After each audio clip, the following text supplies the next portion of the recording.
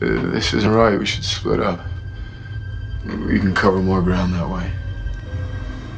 Yeah, good idea. Really? Now you're looking at least 2 counts of involuntary manslaughter.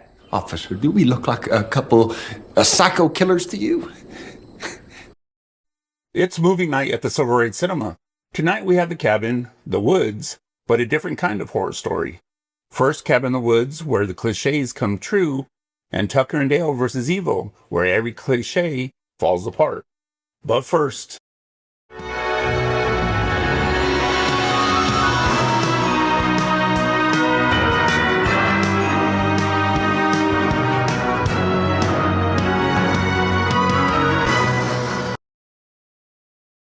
The Cabin in the Woods is a sci-fi comedy set at a cabin in the woods. But first, the movie opens with some mysterious scientists doing some mysterious scientist stuff. It becomes a puzzle for viewers to solve. We then meet 5 friends introduced as classic horror stereotypes. The good girl, the jock, the clown, the slut. But the movie plays with those roles in a unique way. Everybody ready? Yeah?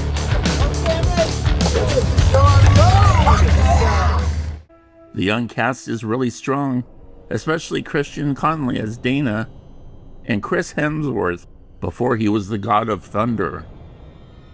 Fran Kran Stoner quickly becomes a standout, sharing that stoner logic. You will come to see things my way. The group heads to a remote cabin for the weekend, and of course come across the creepy gas station attendant. Because what kind of horror movie would it be if they didn't? I think we got enough gas. You got enough to get you there. Getting back. That's your concern. What the hell? There are secret agents following the group, and they got Mordecai, the creepy gas station attendant, on the payroll? Ignorance and sin. Bathe him in the crimson of... Am I on speakerphone? Anyway, back to the review. When the group finally arrives at the cabin, the whole place feels off.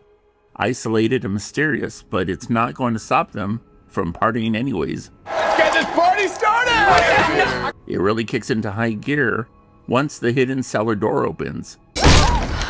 What was that? It's the cellar door. The wind must have blown it open. That makes what kind of sense? Meanwhile, the lab crew are placing bets on which monster will be released.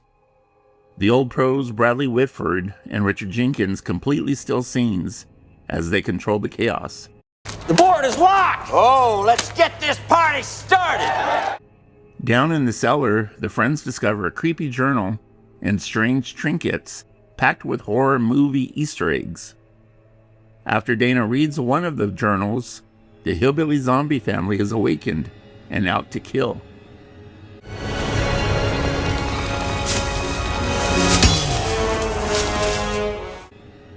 You ever wonder why people do stupid things in horror movies? It's explained with the use of pheromones to manipulate the group.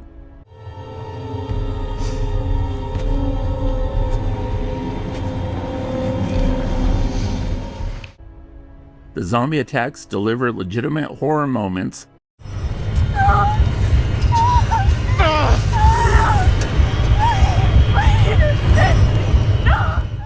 alongside some laughs. And as the scientists continue to monitor everything behind the scenes, the survivors slowly realize the entire situation is being controlled, and there's a big boss behind it. The movie builds up to one of the wildest horror finales ever. Cabin in the Woods knows exactly how to play with horror fans. Because right when you think you know the story, it completely changes the game. Director Drew Goddard and Buffy creator Josh Whedon locked themselves in a hotel room and finished the script over the weekend. The movie sat on the shelf for nearly 2 years, and Drew and Josh started to lose faith in it.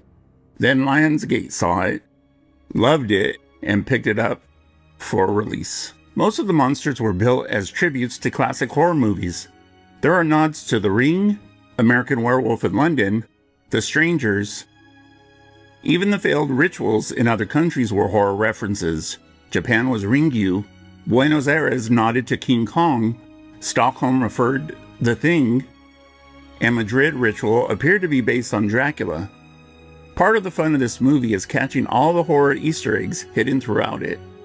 I learned it from you, okay? I learned it from watching you! Was a reference to a famous anti-drug ad from the 80s. Who taught you how to do this stuff? You, alright? I learned it by watching you. And even after that warning, if you're so inclined, Marty's giant coffee mug bong reportedly costs about $5,000 to make. My enjoyment rating for this monster-filled movie is an A-. We work with what we have.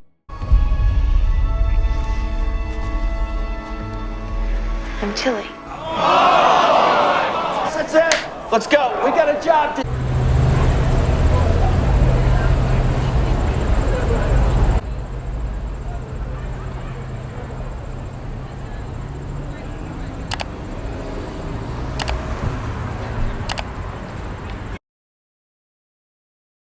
Tucker and Dale vs. Evil is a horror comedy set in the deep woods, where two hillbilly buddies are fixing up a rundown vacation cabin. Well, it's just a little dusty is all. It's a mansion. A group of college kids shows up nearby for a camping trip, telling stories of the Memorial Day Massacre. It was 20 years ago today. How a bunch of college kids, they came out here to have a good time. But little did they know that they weren't the only ones. The well-meaning Tucker and Dale's attempt at friendship flops as the students convince themselves they are secret killers straight out of some backwoods slasher movie. Whatever you say, just smile and laugh. That shows confidence. You guys, going camping? Just Okay. The movie flips the entire horror formula upside down by telling the story from the so-called monster's point of view. What the hell? What are you doing? Oh, I got you. Oh, I got a rag here. I guess whatever happens in the backwoods stays in the backwoods. He's out of his car. He's out of his car. He's coming. Oh, Tucker. Anyway, back to the review. Our heroes are actually friendly guys, but every attempt to help somehow turns into another disaster. When Allison falls into the lake and the two rescue her, the college kids immediately think she's been kidnapped. Ah, we got your friend! Oh God! They got Allison! That misunderstanding drives the entire movie and turns classic slasher cliches into punchline. It's the pancakes! You hate pancakes? I'm gonna make you something else. At the same time, Tucker and Dale become convinced these kids are trapped in some kind of suicide pact.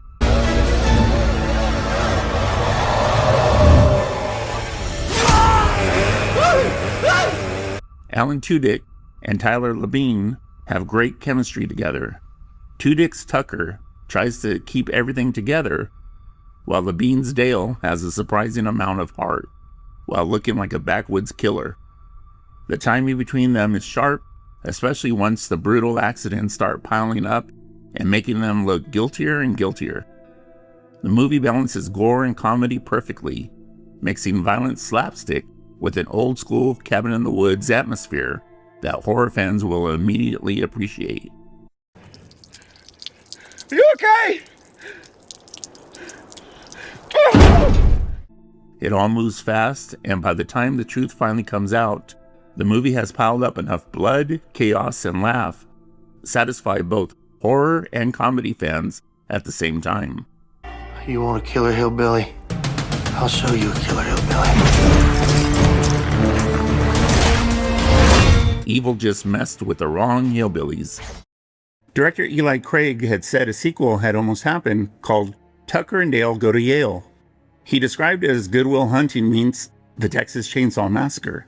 It's probably never going to happen, but I would have paid my 2 bits to see it. Tyler Labine, Dale himself, stopped by for this celebrity shout-out. Steve Logan, Tyler Labine. aka Dale Dobson. We're getting into wardrobe design, and they asked me like, "Hey, is there anything you want in particular?" And I was like, "Yeah, I want coveralls, and I want this, and I want." And I said, "I want to make a hat that says Giver."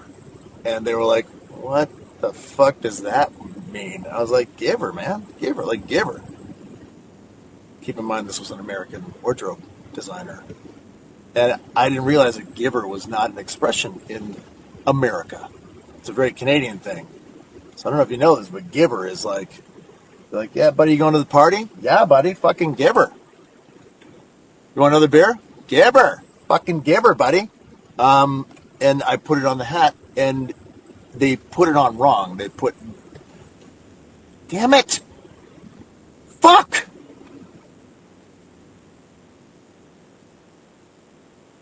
Oh, I'm still rolling. Good. My car always does this thing where it tries to boot me off my internet.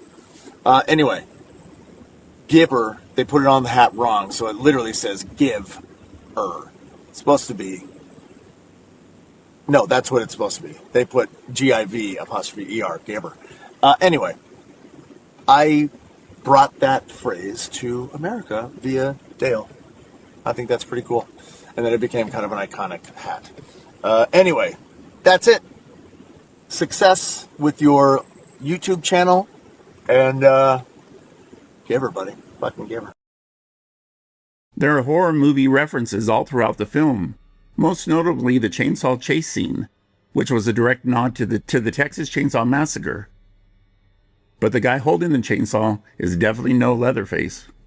And shout out to the DVD. It includes an alternate cut that plays the movie completely from the college kids' perspective, turning Tucker and Dale into the villains. Another reason physical media should exist. My enjoyment rating for this blood-soaked backwards movie is a B+. Are you kidding me? Let's get you down from there. Wait! Sorry about that. This vacation sucks.